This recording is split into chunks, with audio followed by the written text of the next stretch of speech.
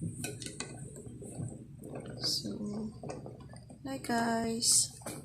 So, ayan, magluluto tayo ng naglaga pala ng quail egg. Diba? Yung iba kasi nabasag eh.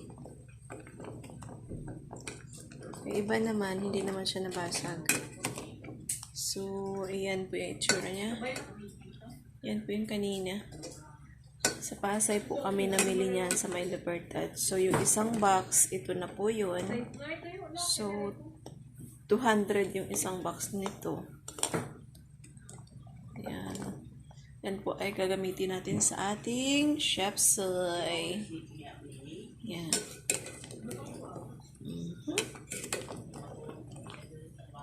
Makuti ang pagbabalat niyan. Yun yung matrabaho.